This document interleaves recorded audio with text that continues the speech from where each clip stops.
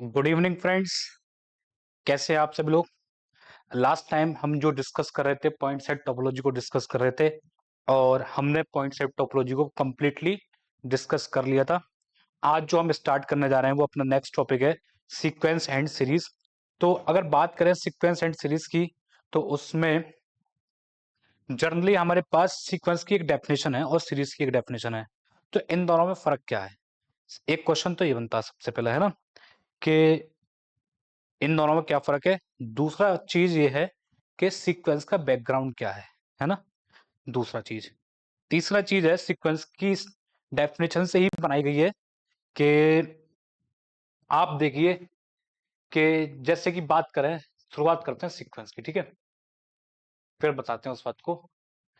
Definition of sequence is that sequence is a special type of function. Sequence is a special type of function, yeah, we can say that mapping, or we can say that relation. Sequence is the special type of function oblique mapping oblique relation whose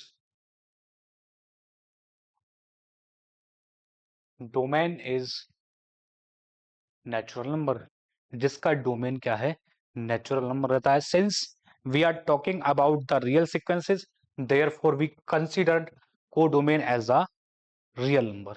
That means f is the function defined by natural number to real number and defined by like something f of n is equal to, कोई भी function ऐसा हो सकता है, किसी भी तरीके से डिफाइन की जा सकती है ना। सो नाउ सबसे बड़ा बिग क्वेश्चन ये है कि जनरली आप फंक्शंस के बारे में स्टडी करते हैं तो आप जनरली जो डोमेन रखते हैं वो रियल नंबर रखते हैं ना, या रियल नंबर का कोई भी एक सबसेट इंटरवल की फॉर्म में रखते हैं, या कोई फंक्शन क्यू से लेके आर तक डिफाइन करते हैं। जनरली इस टाइप की चीजें आपने आज तक केवल और केवल काउंटिंग्स में 1 1 ऑन 2 में चेक करने के लिए नेचुरल नंबर के साथ फंक्शंस देखे होंगे जनरली, है ना, किसी लेवल पर। लेकिन हाँ, तो अब क्वेश्चन ये है कि why we are choosing the domain as a natural number. Natural number ही क्यों लिया, इंटीजर क्यों नहीं लिए, रियल नंबर क्यों नहीं लिया? ठीक, तो जनरली लोग इसका आंसर ऐसे दे देते हैं। मैंने काफी सारे लोगों के मुंह से सुना है कि भाई सीक्वेंस के पास पहली टर्म होती है, दूसरी टर्म होती है, तीसरी टर्म होती है, इस टाइप से टर्म्स बनना शुरू होती हैं और वो इनफिनिटी तक जाती हैं, इसलिए हम डोमेन को एज अ नेचुरल नंबर ले लेते हैं। लेकिन मुझे जो लगता है इसके पीछे का एक और बैकग्राउंड हो सकता है। वो क्या हो सकता है? वो लिमिट इवेल्युएशन है। जनरली लिमिट से ही सीक्वेंस की फॉर्मेशन बनाई गई है। अगर मैं आपसे लिमिट की बात करूं, जैसे कि आपके पास, मैं कह रहा हूं कि इसका लिमिट वैल्यूएशन निकालिए, minus limit n tendings to infinity पे -1/n। तो जनरली आप कहेंगे कि इसकी लिमिट या तो +1 होगी या -1 होगी, है ना। तो आप तो यही बताएंगे +1 या -1, जबकि ये गलत है। अब आप सोच रहे होंगे गलत कैसे है, आज तक तो यही पढ़ते हुए आए कि भाई +1 और -1 है। ठीक है, तो आप जो +1 और -1 की लिमिट एवोल्यूशन निकाल रहे हैं, वो निकाल रहे हैं कौन से पाथ के along? n belongings to natural number. आप नेचुरल नंबर के पाथ के अलोंग जा रहे हैं, तब 1 और -1 आ रही है। कैसे? तो आपके नेचुरल नंबर यहां से स्टार्ट होंगे ना, 1 2 3 4 5 ऐसे करके। तो आपने सबसे पहले वैल्यू रखी n की 1, तो ऊपर इसकी इमेज देखी कि भाई कितनी है, -1। ठीक, फिर जंप मार के देख के गए कि अब चेक करा, 2 रख के इमेज कितनी आ गई, +1, है ना।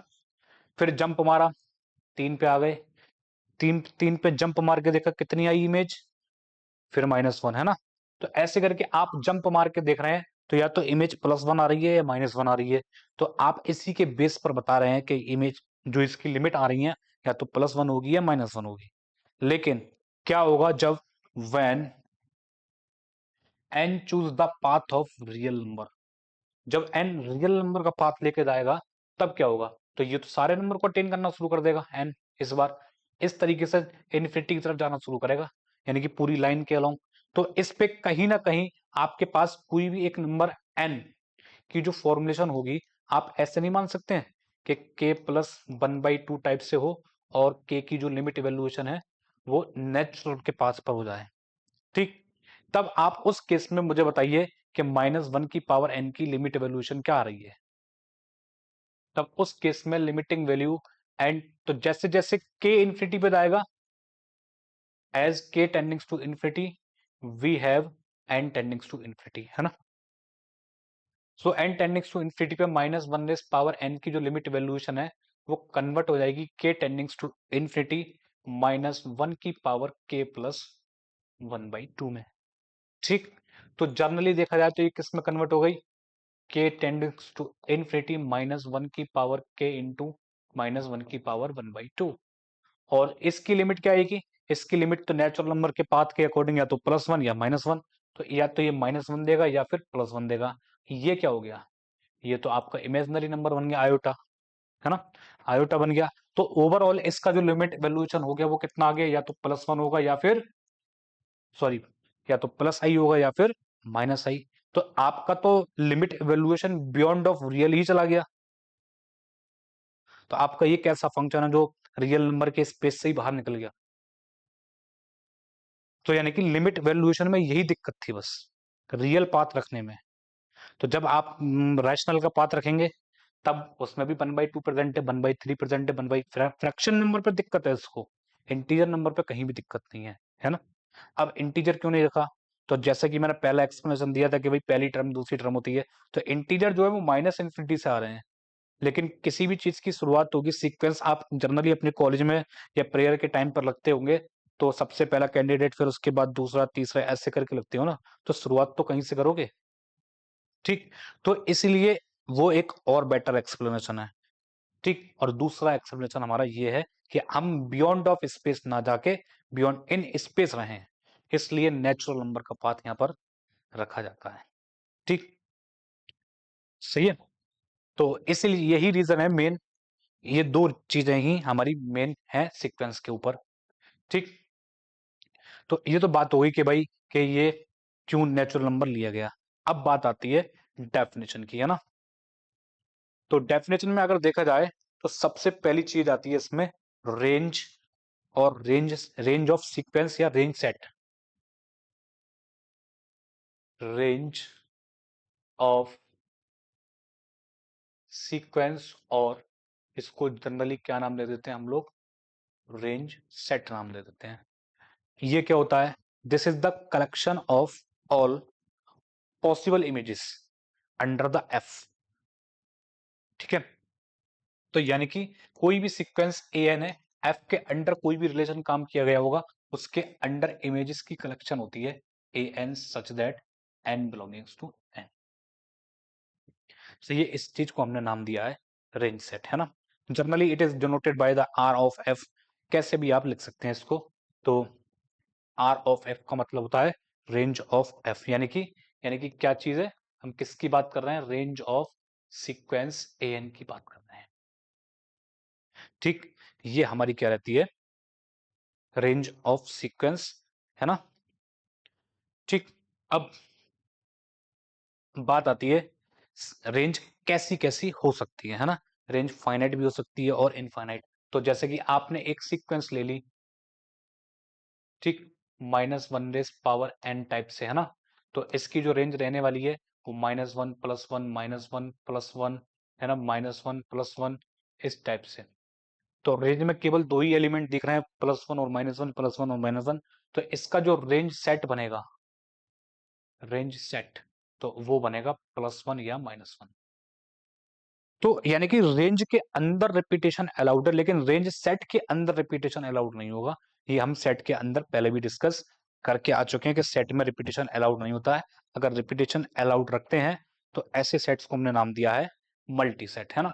जैसे आपने एक और सीक्वेंस डिफाइन कर दी 1/n टाइप से, ठीक।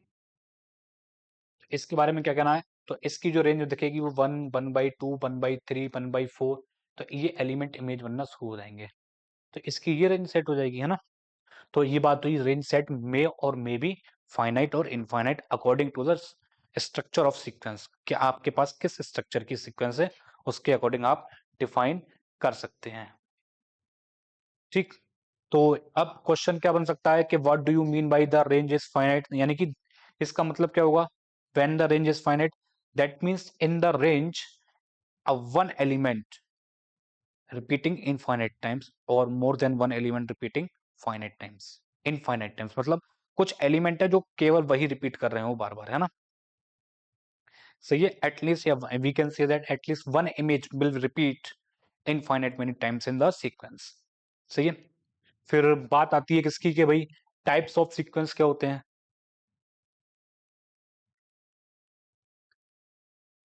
टाइप्स ऑफ सीक्वेंसेस, सही है।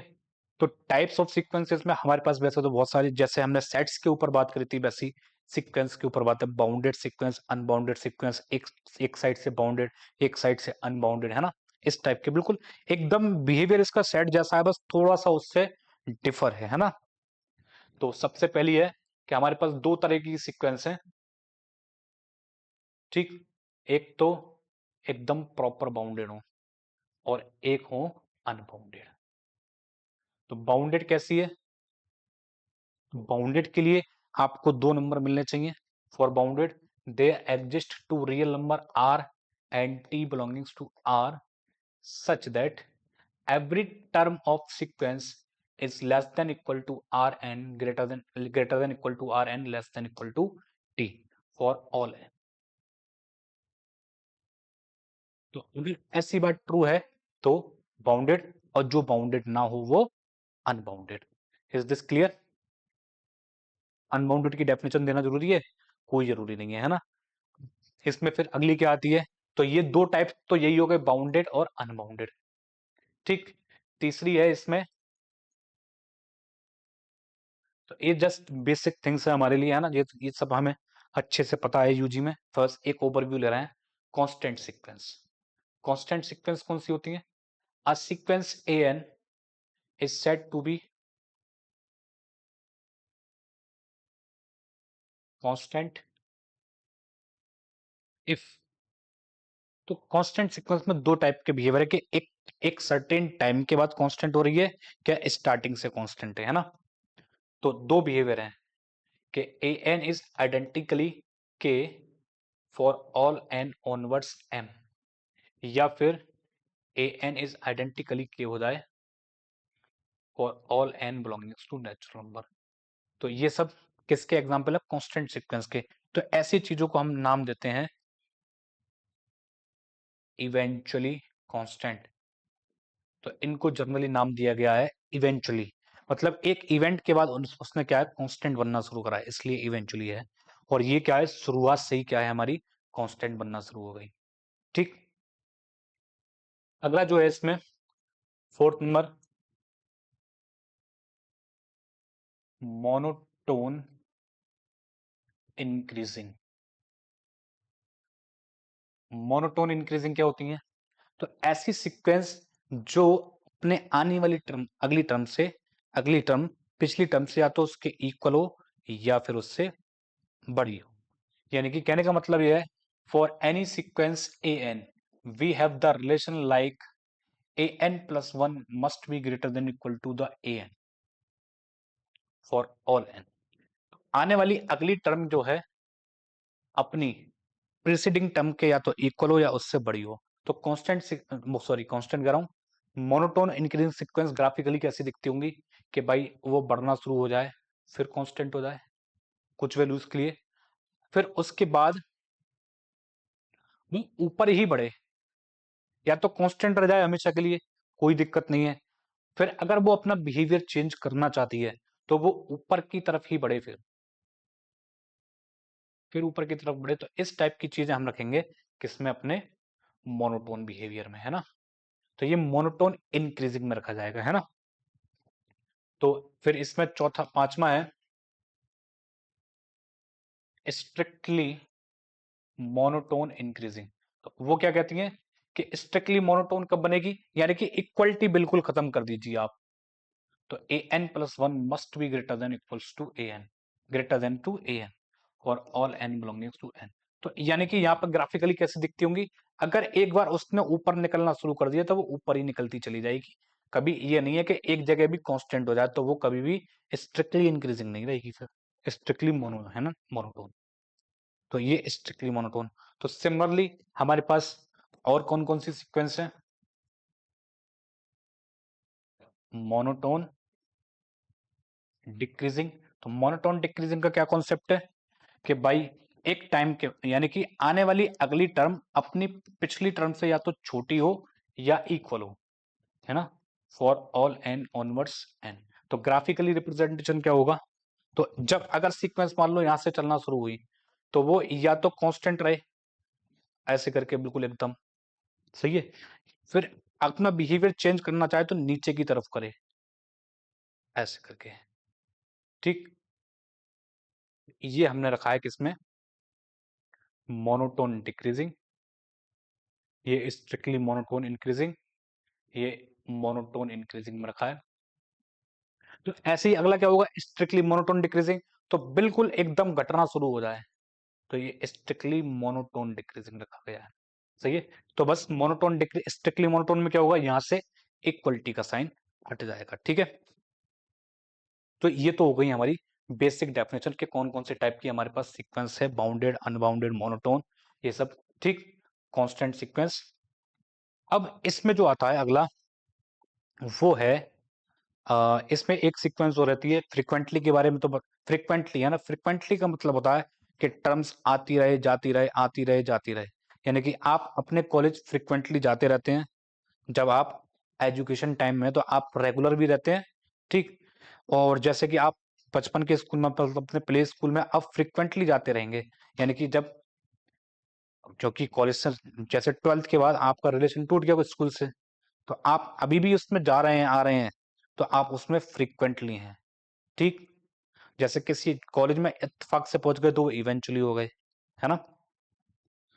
तो ये सब चीजें रहती हैं रियल लाइफ में सीक्वेंस कैसी दिखती है ना। तो अब इसमें जो बात आती है वो आती है अपनी लिमिट पॉइंट ऑफ सीक्वेंस। ये अपने आप में बहुत ही बेहतरीन चीज है, लिमिट पॉइंट ऑफ सीक्वेंस। जैसे आपने limit point of a set पढ़ा था, वैसे ही अब ये सीक्वेंस। तो सेट की डेफिनेशन में और लिमिट पॉइंट ऑफ सीक्वेंस की डेफिनेशन में जमीन आसमान का अंतर है। लोग कहते हैं कि एक ही चीज है, लेकिन जमीन आसमान अंतर है। हाँ, आप ये कह सकते हैं कि सेट का लिमिट पॉइंट और टोपोलॉजिकल स्पेस में लिमिट पॉइंट सेम हो सकते हैं, लेकिन सीक्वेंस में नहीं हो सकते। तो सीक्वेंस में क्या है? एकदम प्रॉपर बोला गया है, if A N is any real sequence, if A N B a real sequence, ठीक है। रियल सीक्वेंस मतलब रियल नंबर की सीक्वेंस कैसी भी हो सकती है ना। Then a number L, then a number L belongings to R, ठीक है। L belongings to R is said to B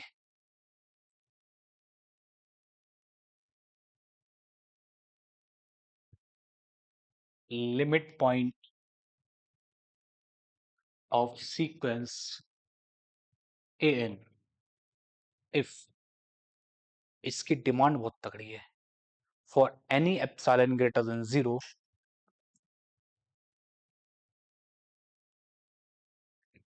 there exists a natural number n belonging to n such that the distance between an and l is less than epsilon for all n onwards n, ठीक। तो graphically अगर देखा जाए तो ये कैसा दिखता होगा?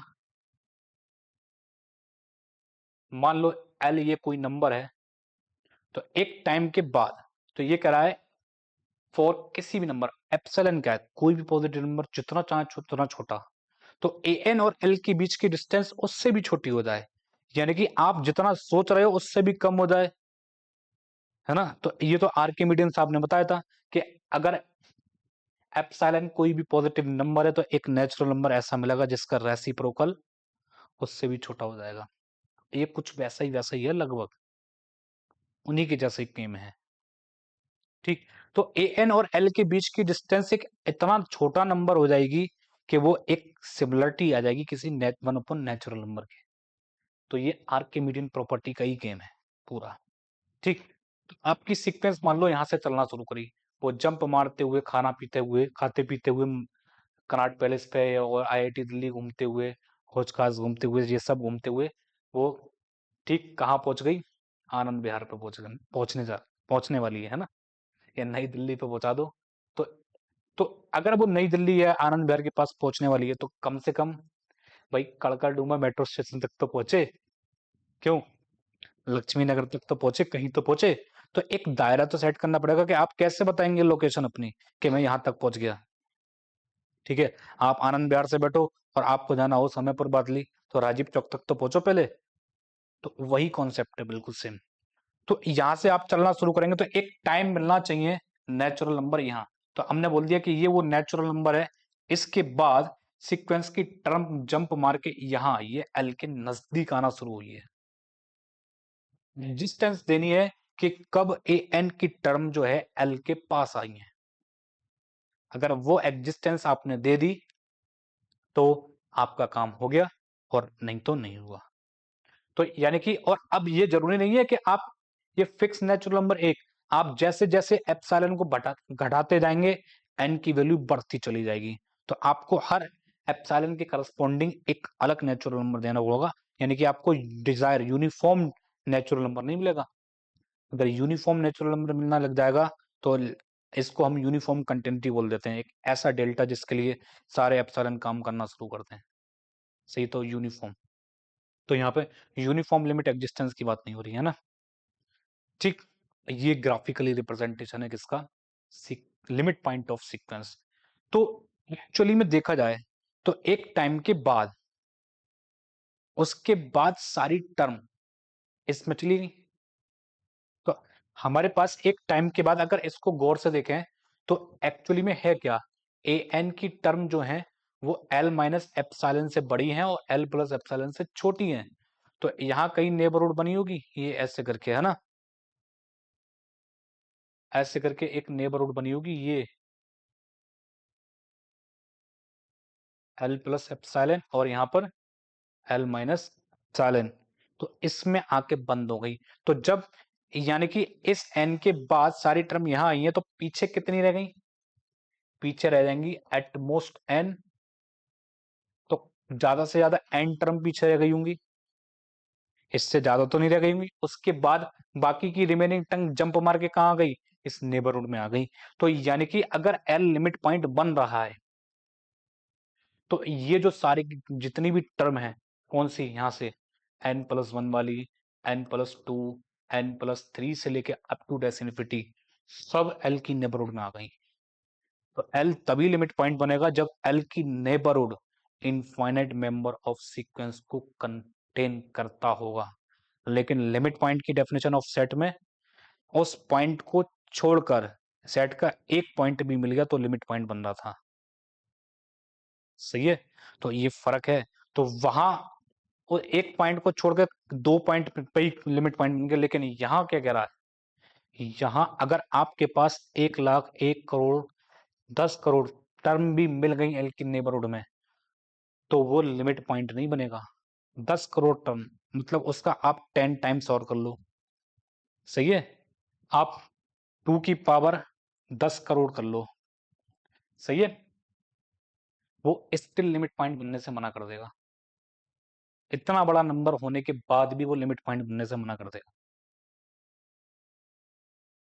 सही है, तो एल की नेबरहुड में इनफाइनाइट टर्म्स ही चाहिए। तो ये है लिमिट पॉइंट की डेफिनेशन। क्लियर है बात एकदम, लिमिट पॉइंट क्या है? So now find the limit point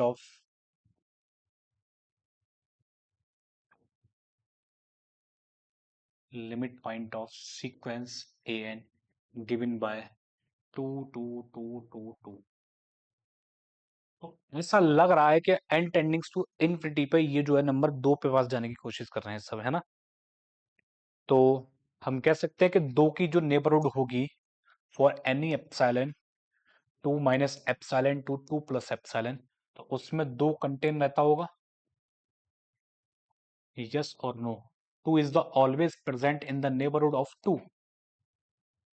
so now पहली टर्म क्या है? पहली टर्म भी 2, दूसरी टर्म क्या है? दूसरी टर्म भी 2, तीसरी टर्म वो भी 2, चौथी टर्म वो भी 2, सारी टर्म आइडेंटिकली 2 हैं। तो इसकी नेबरहुड में, 2 के नेबरहुड में for any epsilon, for any epsilon greater than 0, L की नेबरहुड, 2 की नेबरहुड तो सारी टर्म को ले गया अपने अंदर ही, तो कितनी टर्म ले गया? इनफाइनाइट टर्म ले गया, है ना? तो नेबरहुड ऑफ 2 क्या कर रही है? Containing infinite members of sequence A N, 2 की नेबरहुड कंटेन कर गई, है ना? So we can say that 2 is limit point of sequence A N. यानी कि generally we are doing what, हमने क्या करा? 2 की नेबरहुड उठाया और उसका इंटरसेक्शन क्या करा है? सीक्वेंस ए एन के साथ लगाया है, तो वो नॉन एम्प्टी तो आए, लेकिन कैसा आए? इनफाइनाइट आना चाहिए। अगर फाइनाइट रह गया तो कभी भी लिमिट पॉइंट बनने से रहा। इज दिस क्लियर और नॉट क्लियर के लिमिट पॉइंट कैसे चेक करते हैं?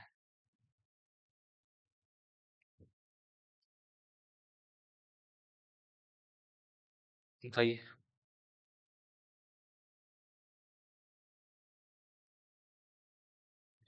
ठीक है, so now we are moving on the next question. तो अगेन कह रहा है find the all limit point of the sequence. एकदम बेसिक क्वेश्चन है, नेट में आया था एक बार ये। लिमिट पॉइंट ऑफ द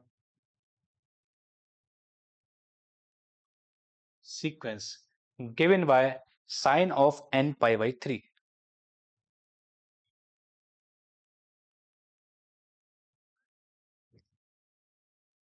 ठीक, तो कैसी सीक्वेंस है?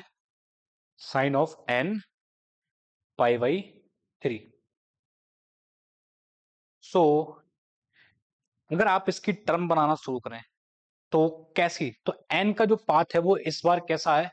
अगर कुछ नहीं बोला इसने कि n क्या है, तो इस तो हम n को रियल नंबर ट्रीट करके भी लिमिट पॉइंट दे सकते हैं। सही है। अब उसने बोल दिया कि भाई आप नेचुरल नंबर के पाथ के अकॉर्डिंग जाइए बस। सही है। सीक्वेंस वो रियल नंबर के लिए भी है डोमेन, लेकिन यहां जो हम इवेलुएट कर रहे हैं वो नेचुरल पाथ के अकॉर्डिंग देखे जाएंगे। तो अगर हम इस सीक्वेंस की टर्म लिखें ए एन की, तो वो कैसी दिखती होंगी फिर? A1 A2, है ना, A3 A4 A5 A6, ऐसे करके आप सारी टर्म लिखते चले जाइए one by one one by one. तो आप इनकी फंक्शनल वैल्यू निकाल लीजिए। Functional value n is equal to 1 पे कितनी आएगी? Sine pi by 3। Sine pi by 3 की वैल्यू कितनी? साइन 60। साइन 60 का मतलब कितना? Under root 3/2।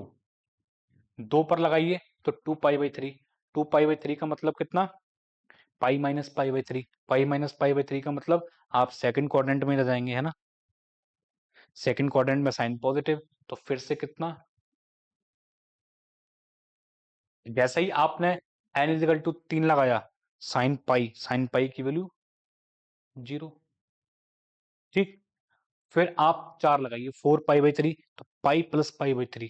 तीसरे क्वाड्रेंट में गए, तीसरे क्वाड्रेंट में साइन नेगेटिव, तो कितना? माइनस के अंडर रूट 3/2, फिर माइनस के अंडर रूट 3/2। ठीक, जैसे ही आप 6 पे पहुंचेंगे, फिर ये बनेगा 2 पाई लौट के 0। तो ये क्रम चलता रहेगा। अब फिर से यही पैटर्न रिपीट होगा, फिर ये कंप्लीट होगा, तो यानी कि ये कहां पे आकर रुक गया? 6 पे आके 0 बन गया दोबारा। यहां से दोबारा शुरू कराइए, सातवीं टर्म 7 8 9 10 11 12 13 14 15 16 17 18 19 20 21 22 23 24। तो इस टाइप से चल रहा है ना? तो अगर अंडर रूट 3/2 की नेबरहुड में देखें, तो कितनी टर्म जा रही है सीक्वेंस की, पहली दूसरी गई, सही है, फिर कितनी गई, सातवीं आठवीं गई, तो 6, इसमें क्या है 6 जोड़ लो, फिर अगली कितनी जाएगी भाई, कहां पे जाके खत्म होगा, 6 का मल्टीपल 12 पे खत्म होगा ना, 12 के बाद कितना आएगा, 13 14, सही है, 13 14 के बाद 18 पे खत्म होगा तो 19 20, तो यानी कि ये वाली जो टर्म होंगी, इनफाइनाइट टर्म अंडर रूट 3/2 की नेबरहुड में प्रेजेंट है, तो अंडर रूट 3/2 क्या हो गया, लिमिट पॉइंट। ऐसे ही माइनस अंडर रूट 3/2 भी क्या बन जाएगा, लिमिट पॉइंट, और जीरो भी क्या बन जाएगा, लिमिट पॉइंट। तो इस सीक्वेंस के पास कितने लिमिट पॉइंट मिले, 3 लिमिट पॉइंट मिलेंगे, है ना। तो वो कौन कौन से होंगे, 0, √3/2 एंड माइनस का अंडर रूट 3/2। ठीक, तो कौन कौन से लिमिट पॉइंट आए, तो लिमिट पॉइंट्स कितने आ गए, तो फाइनली लिमिट पॉइंट्स क्या क्या आए, 0, √3/2 नेगेटिव टाइम्स ऑफ √3/2, तो ये उसके लिमिट पॉइंट बन के तैयार हुए। ठीक, अगला क्वेश्चन है कि find out the all limit point of -1⁻n। तो ये तो हम डिस्कस कर चुके हैं अभी इजिली। तो आप मैथमेटिकली अगर देखना चाहे तो मैथमेटिकली ऐसे देख सकते हैं, -1 और +1। तो -1 की जब नेबरहुड लेने जाएंगे तो उसमें कौन कौन सी टर्म होंगी, और इंडेक्स वाली जितनी भी टर्म होंगी सब होंगी, 2n+1 टाइप की, या 2n-1 टाइप ले लीजिए, 2n-1 such that n belongings to n, तो उन सब की कलेक्शन होगी -1 की नेबरहुड में। तो सीक्वेंस के साथ इंटरसेक्शन कैसा, इनफाइनाइट, तो -1 लिमिट पॉइंट, ऐसे 1 की नेबरहुड में क्या होंगे, सारे के सारे इवन इंडेक्स वाले होंगे, तो यानी कि यहां से तो 1 और -1 फिर से लिमिट पॉइंट बन जाएगा, यानी कि इन दोनों को छोड़ के और कोई भी पॉइंट लिमिट पॉइंट बनने को तैयार नहीं होगा, क्यों, क्योंकि उनकी नेबरहुड में कोई टर्म आएगी नहीं। तो उसके लिए क्या करना होगा, आप कोई भी नंबर x ले लो, तो उसकी डिस्टेंस निकाल लो 1 के साथ और x के साथ, और -1 के साथ और x के साथ, तो डिस्टेंस किस किस की, x और -1 की, और फिर डिस्टेंस x और 1 की, और उनका भी क्या ले लो, मिनिमम ले लो, उनमें जो छोटी है, ठीक, उसका भी क्या ले लो, 110 ले लो, और उसको ले लो एप्सिलॉन। ठीक, तो ये बन जाएगी x की नेबरहुड इस बार ऐसी, और इसमें कोई भी टर्म आएगी नहीं सीक्वेंस की, तो x कभी भी लिमिट पॉइंट बनेगा ही नहीं। ऐसे ही x अगर यहाँ है तो इन दोनों के बीच की क्या ले लो, डिस्टेंस ले लो, और उसका 110 ले लो, तो x की नेबरहुड यहाँ बनेगी, तो कोई टर्म सीक्वेंस की आएगी नहीं, तो ये भी लिमिट पॉइंट नहीं है। सेम इसके साथ हो जाएगा, किसके साथ, 1 और x के बीच की डिस्टेंस निकाल के उसका 110 ले लो, x की नेबरहुड एम्प्टी, कोई भी टर्म जाएगी नहीं सीक्वेंस की उसमें, तो ये भी लिमिट पॉइंट नहीं बनेगा। तो यानी कि 1 और -1 को छोड़कर कोई भी पॉइंट लिमिट पॉइंट नहीं बनेगा। ठीक, आगे बढ़ा जाए। तो एक क्वेश्चन हम पॉइंट सेट ऑफ टोपोलॉजी में भी डिस्कस करके आए थे कि find the limit point of this sequence. अब इसको हम सीक्वेंस फॉर्मेट में ट्रीट कर रहे हैं, पिछली बार हमने इसको सेट फॉर्मेट में ट्रीट करा था। तो जैसे सेट में हमने लिमिट पॉइंट निकाला था इसका क्लेम करके, वैसे ही सेम, तो जीरो की नेबरहुड में आर्किमीडियन की प्रॉपर्टी से बिल्कुल सेम, जीरो की नेबरहुड में इनफाइनाइट टर्म्स ऑफ मिलेंगी इसकी, बाकी कोई भी नंबर लिमिट पॉइंट बनने को तैयार नहीं होगा। तो बस सिंपली चेक करना है हमें limit n tendings to infinity पर, जो रियल लिमिट का इवैल्यूएशन है वही निकाल लो। ठीक, तो इसकी जो लिमिट है वो कितनी आ रही है, 0, तो 0 इसका लिमिट पॉइंट हो जाएगा, सही है। तो ये अपना क्या है, एक पैटर्न रहता है लिमिट पॉइंट निकालने का, सही है। आगे बढ़ा जाए अगर इतनी बात क्लियर है। सो इसमें आगे जो है वो है अपनी कन्वर्जेंट सीक्वेंस, है ना।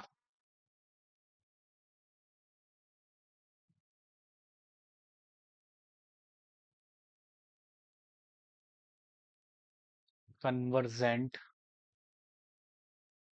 सीक्वेंस, कन्वर्जेंट सीक्वेंस क्या होती हैं उनको डिस्कस करते हैं। तो जर्नली अगर ग्राफिकली देखें कन्वर्जेंट सीक्वेंस कैसी है कैसी नहीं है तो वो भी देख लेंगे एक बार। पहले डेफिनेशन की बात करते हैं। If A N is a sequence of real number, if A N B a sequence of real number, ठीक, या सीक्वेंस ऑफ रियल्स भी बोल सकते हैं, ठीक है। Then a sequence A N, then sequence A N is convergent to a real number L if for any epsilon greater than 0 there exists a natural number n belonging to n such that the distance between an and L is less than epsilon for all n onwards, for all n onwards capital N। तो अब आप कहेंगे कि भाई आपने यही definition तो limit point की लिखी थी, तो ये कन्वर्जेंट सीक्वेंस की कैसे हो गई, है ना। तो लिमिट पॉइंट की डेफिनेशन में आप देखिए, लिमिट पॉइंट की डेफिनेशन में हमने केवल यही डिस्कस किया है कि एल की नेबरहुड इनफाइनाइट मेंबर को कंटेन करती होगी, सही है। जैसे कि मैंने यहां पे बोला कि एट मोस्ट एन रह जाएंगी, तो ये जो केस बना है वो यूनिक लिमिट पॉइंट का केस बना है, सही है। जैसे कि आप इसमें वापस आइए, अगर मैं थोड़ा सा और इसको ब्रीफ में बता दूं तो डिस्कस करना चाहूंगा थोड़ा सा। जैसे 1 और -1 है फॉर द सीक्वेंस 1⁻n, तो इसकी नेबरहुड भी कैसी ले रही है, इनफाइनाइट मेंबर लेके जा रही है ना, और इसकी नेबरहुड भी कितनी लेके जा रही है, इनफाइनाइट मेंबर लेके जा रही है ना। सो ओवरऑल इसमें भी इनफाइनाइट और इसमें इनफाइनाइट, सेट के बाहर इनफाइनाइट हो सकते हैं, जैसे मैंने यहाँ पर यूनिक लिमिट पॉइंट का केस डिस्कस हो गया है ना, तो एटमोस्ट एन रह जाएंगे। तो यानी कि कन्वर्जेंट की डेफिनेशन और लिमिट पॉइंट की डेफिनेशन में फर्क इतना ही है कि अगर लिमिट पॉइंट बनने के बाद सेट की नेबरहुड के बाहर एटमोस्ट फाइनाइट रह गए तो वो कन्वर्जेंट की डेफिनेशन को इंप्लीकेट कर रहा है ना। और लिमिट पॉइंट में बस एल की नेबरहुड कंटेन्स करे only infinite member of n, n है ना। तो यानी कि लिमिट पॉइंट में केवल neighbourhood of L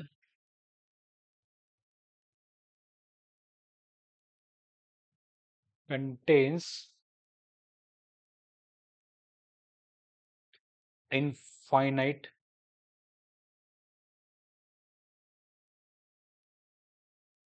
members of sequence a. तो बस इतना है लिमिट पॉइंट। तो अगर बात करी जाए कन्वर्जेंट की डेफिनेशन में, तो यहां पर क्या रखेंगे आप, यानी कि that means neighbourhood of L contains, neighbourhood of L contains all but finitely many members of A N.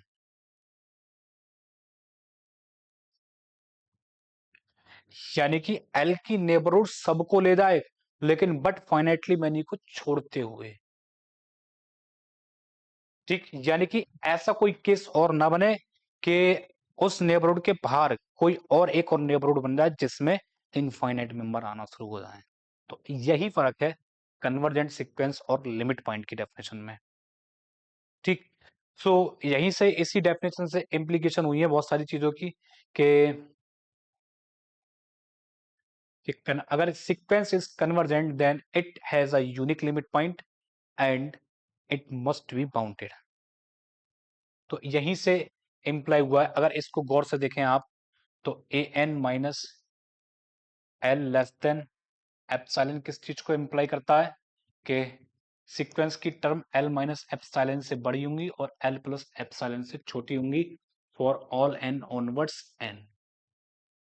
तो देखा जाए ये एल है तो ये एल की नेबरहुड बन जाएगी, एल माइनस एप्सिलॉन से एल प्लस एप्सिलॉन। तो भाई ए एन कहीं ना कहीं तो होगी, a one, a two, a three, मान लो ए फोर यहीं मिल गई तो क्या दिक्कत है हमें, हमें कोई दिक्कत थोड़ी है उससे। ए फाइव यहाँ मिल जाए, ए सिक्स यहाँ मिल जाए, ए सेवन यहाँ हो जाए, ए एट इन दोनों के बीच में मिल जाए, ए नाइन, हमें उससे कोई दिक्कत नहीं है। ये बाकी की जो पीछे की टर्म है, तो ये एक सर्टेन टाइम मिला होगा एन, जिसके बाद जंप मार के सीक्वेंस की रिमेनिंग टर्म इसमें गई होंगी, और हम ए एन को कन्वर्जेंट मान के चल रहे हैं। तो यानी कि एल से इन सब की कुछ ना कुछ तो डिस्टेंस होगी भाई, एल की ए वन से कुछ डिस्टेंस होगी, एल की ए टू से कुछ डिस्टेंस होगी, एल की ए थ्री से, तो इन सब की एल से डिस्टेंस निकाल लो।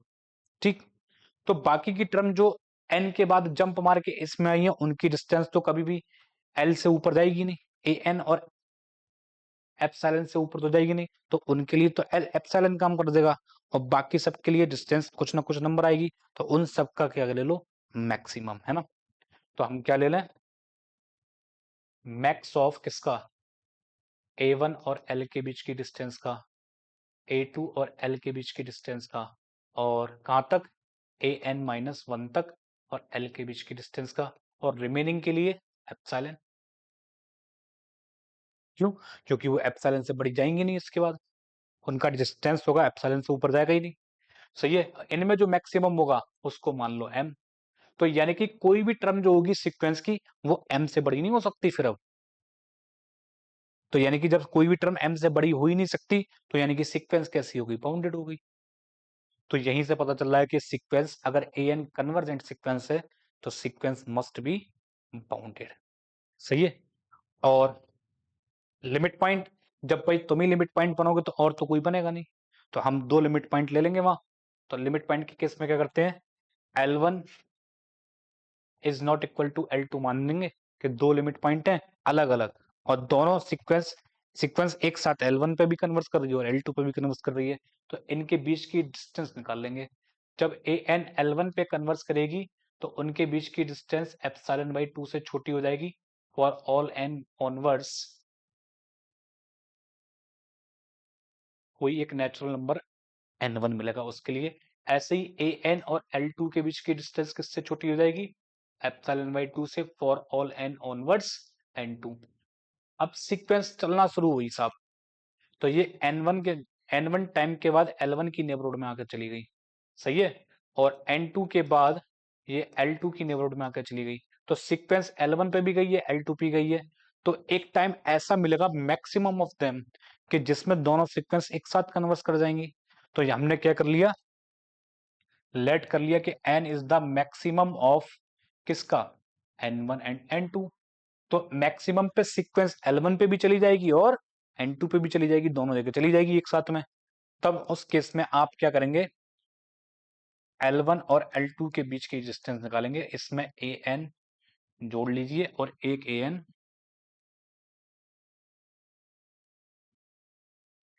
घटा लीजिए।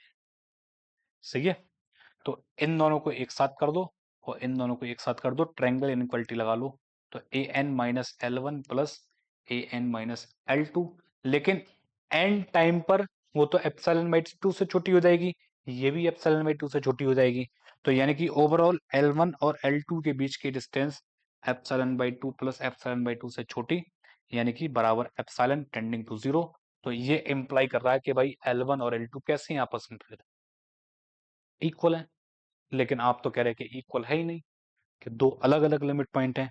तो इस तरीके से हम कह सकते हैं कि अगर कोई भी सीक्वेंस कन्वर्जेंट है, तो वो must be bounded and having a unique limit point. Is this clear और not clear? So final conclusion क्या है, तो कन्वर्जेंट सीक्वेंस के ऊपर क्या क्या ऑब्जर्वेशन है, और तो इसके ऊपर यही ऑब्जर्वेशन है कि जो हमें नेचुरल नंबर मिलेगा, एक टाइम मिलेगा n, तो n is the instance when n is the instance. कैसा इंस्टेंस है, when sequence enter in the neighbourhood, when sequence enters in neighborhood, neighborhood में आ तो गई, never to leave, but never to leave, तो फिर वो उस नेबरहुड में से निकल कर नहीं जाए वापस कभी भी। अगर ऐसा आपकी सीक्वेंस कर रही है कि आ रही है जा रही है आ रही है जा रही है, तो वो सीक्वेंस कभी भी कन्वर्जेंट होगी ही नहीं फिर। सही है। दूसरा आपने देखा था कि भाई neighbourhood contains all but finitely many terms. Neighbourhood में क्या होगा, बाकी तो आ जाएंगे, कुछ को छोड़ के बाकी सारी टर्म नेबरहुड के अंदर ही होंगी। तो यानी कि neighbourhood containing infinite members of sequence A N, ठीक, तभी वो एल नंबर पे कन्वर्स कर रही है। सही है। तीसरा, desired value of N may be depends on the value of epsilon, depends on the value of epsilon, तो वो एप्सिलॉन की वैल्यू के ऊपर भी डिपेंड हो सकता है। सही है। तो आप एप्सिलॉन जितना जितना छोटा करते जाएंगे एन की वैल्यू उतनी बड़ी होती जाएगी। सही है। ठीक। तो अगला पॉइंट यही है, for the smaller values of epsilon we can achieve, we can get the larger value of natural number, है ना।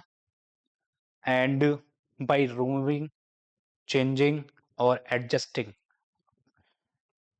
The finite number of terms को हटाने पर, जोड़ने पर या रीअरेंज करने पर सीक्वेंस के कन्वर्जन पे कोई फर्क नहीं पड़ता।